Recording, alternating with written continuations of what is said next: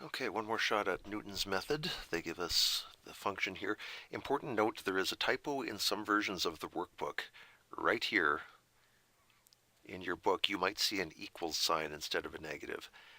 They mean the negative, and I know that because of the shape of this function. It wouldn't look at all like this if there were an equals sign there. And also because when they put it into the calculator, they put x squared minus 3 minus 1 over x minus 2. So please make that a negative sign before you go on. We're going to need the derivative of this thing, which turns out to be, f prime of x. F prime of x equals 2x from the x squared part. We don't get anything from the negative 3 because that's a constant, and we end up getting 1 over x minus 2 all squared. You can get that using the quotient rule or the power rule, depending how you write it out. But that's our f prime. And to remind you once again, Newton's method says your next guess is your current guess minus f at your current guess divided by the derivative at your current guess. And they instruct us to start with a guess of 2.5. So 1, 2, 2.5. That's actually very close to where it looks like this 0 is. So we may find that these x's do not move very much because they don't need to. The first guess is already almost there. So x1 is 2.5. x2 then is 2.5 minus, if you take 2.5 and plug it into the original function here, 2.5 squared minus 3 minus 1 over 2.5 minus 2, you get 1.25 out of that.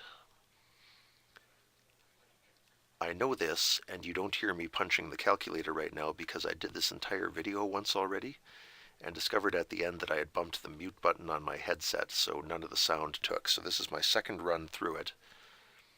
I have the benefit of experience. I was not happy, but I'll be okay. So 1.25 over 9, when you crunch all that, you should get 2.36 and then an endless string of ones. So initial guess 2.5, next guess 2.361111. Not a lot of a drop, but noticeable. And now we run all that again. We start with 2.361111 minus, if you take 2.361111 and put it into the original function, what comes out is negative 0.194386 over, and then you take 2.361111 and put it into the derivative. And from that, you should get 12.39, if I'm not mistaken, 0.866. The result of all that, these negatives cancel out, and so we end up actually adding, and we get 2.376799. So this one isn't converging as fast as some that we've seen, but it does appear the answer is somewhere between 236 and 237.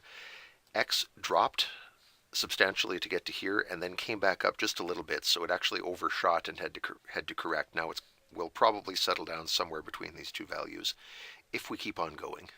But they only asked for the third approximation, and we have it, so that's all that's necessary for now.